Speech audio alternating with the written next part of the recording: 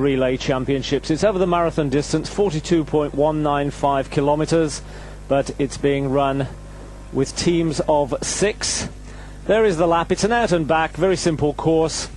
Just one turn at the top and one at the bottom to come back into this finishing chute. This is the first leg, 5 kilometers, same as the women's race yesterday. A race won very easily in the end by Russia from Ethiopia, from a fast finishing Romanian team. That was the 1, 2, 3 yesterday. Only a dozen women's teams in yesterday, a much better men's entry. Now for the first hour this morning we're going to stay with the World Championship Road Relay for men. This is Pat Butcher. I've got Susan Whiteman with me, who you'll know better perhaps as Susan Tooby. And we're going to be going to the London Marathon live at 10 o'clock Central European, round about 11 o'clock Central European time. And then we shall be going live for the rest of the London Marathon. That's to say for the last couple of hours of the marathon. So let's concentrate for the time being on Litokoro and this second IAAF World Championships road relay. Teams to look for here, really very strong Moroccan team, good leaders. Now it would appear that the Brazilians of championships 5,000 meters in Stuttgart last summer is imposing himself over Brahim Jabal, who've been dominating world distance running for the last decade. That's to say the East African Highlanders, the Kenyans and the Ethiopians are up there with the kilometers mark. 45 seconds, or virtually 3/4 of a minute lead that the trio of Africans has over the chasing pair. And Benici and Goromanidze look as if they have round about 20 seconds over Garcia of Brazil. But it looks as if Joe Kibor is taking Bedlu Kibret away from Labi Katabi. Now and this is perfect timing, because we're going to be leaving you in a couple of minutes to go over live to London for the start of the Women's London Marathon, 14th edition. Taking off the sweatband or the wristband which serves as the baton here in this relay. When it was a sash taken from the Japanese Ekiden relays, it was called a Tasuki. And we saw somebody actually drop that wristband yesterday, and the Moroccans, Salah Issou, had a few problems taking it over from El Guarrouj. Issou goes off. He's got a good 100 meters lead over Paul Ibrahim Yego of Kenya. And Fita Bayesa, one of the great distance runners in the world. I'm sure he's going to take distance runners. He's being taken apart by Issou. And this is Chung of Hong Kong there, running lap 4. As I say, is 5 kilometers down on Salah Issou, slipping off the Tasuki or wristband. And Issou is going to be handing over to Brahim Boutaeb, the 1988 Olympic 10,000 meters champion. There he is, Boutaeb. Didn't make the count, incidentally, in the World Championship cross-country Moroccan team, albeit he was in the 20s in that race. As I say, he wasn't in the top 6 Moroccans. He was actually 7th Moroccan in the World cross-country, and he was inside the first 30. He was 24th out of 300 of the world's best distance runners. Beautifully fluid runner, Boutaeb.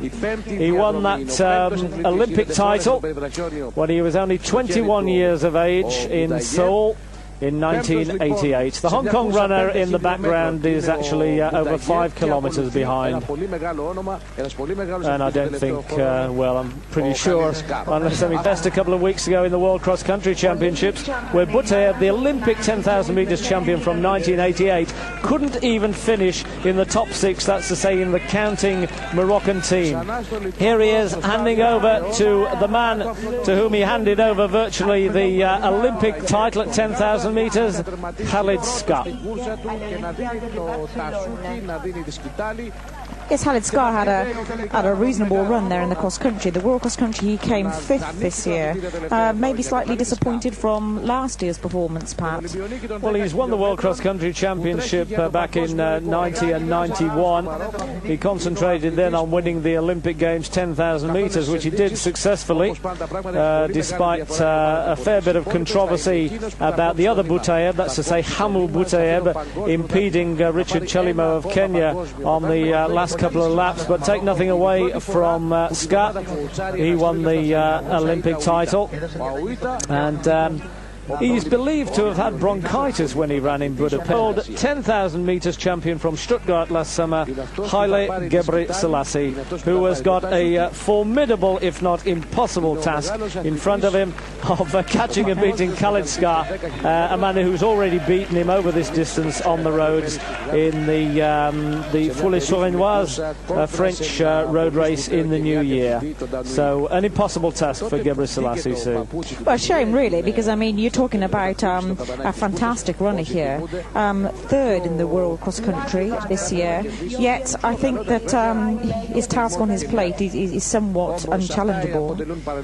Skah is so far feel that perhaps it's not a matter of where you put your runners, but if you can pad them out from 1, 2, 3 to runner 6, and it looks as if the It is May, and he's looking to hang on to a 4th place or get into 4th place for Italy, while as this man Khalid Skah is virtually assured of winning or coming home in the lead on the anchor leg of this World Marathon Road Relay for Morocco. Now there's the split, 35k, the last handover, and a minute and a half lead over Ethiopia, who in turn were some... Perhaps he doesn't feel he wants to compete for a Commonwealth place there, Pat. Well, the European team has already been selected for Helsinki. This is Khalid Skah on his way to victory for the Moroccan team. The first of what I suspect will be many Moroccan team victories in World Championships in the forthcoming year. See that Morocco will win the men's race for the first time. Ethiopia will again be 2nd, and defending champions Kenya will be 3rd this year with a relatively inexperienced team. World 10,000 metres champion from Stuttgart last year, most beautiful runner Haile Gebrselassie. Khalid Skah, much more aggressive runner, stocky, a bit shorter than Gebrselassie, a great road runner, Skah. As I say, we tend not to see road races too much. Tends mostly to be track and cross-country, but of course Skah as Olympic 10,000 metres champion. Absolutely superb team here today. Olympic 10,000 metres champion Khalid Skah dropped out of the road race in Jakarta last week in that Easter snowfall.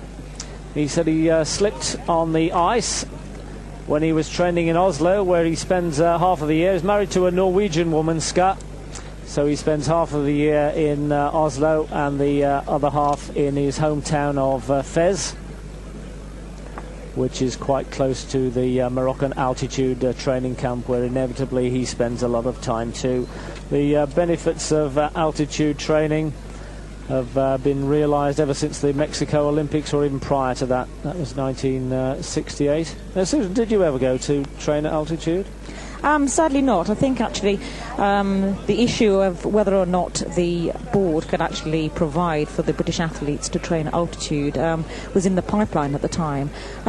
Just prior to the 1988 Olympics in Seoul, there was talk that perhaps it should be taken advantage of, tried out, and the theory behind it was it's not a good idea to try it out. You either go twice or you don't go at all. So sadly we didn't go.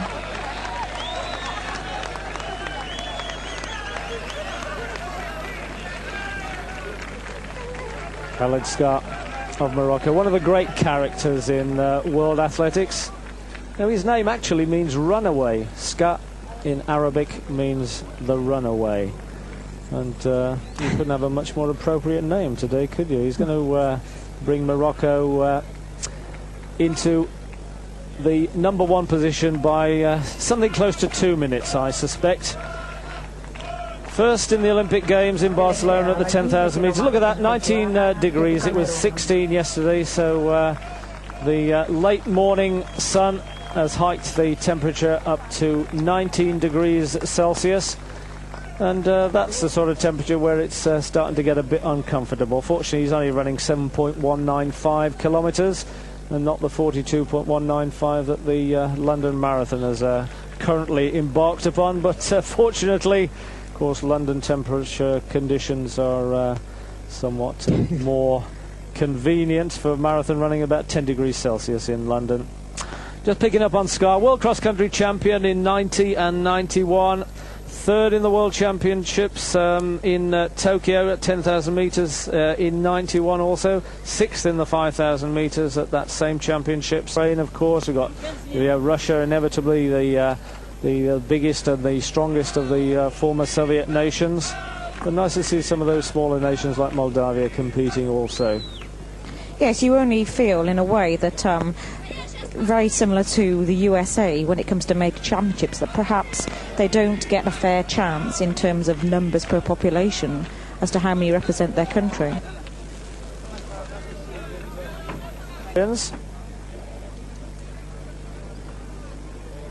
Fifth in the World Cross Country Championship a couple of weeks ago, Skah.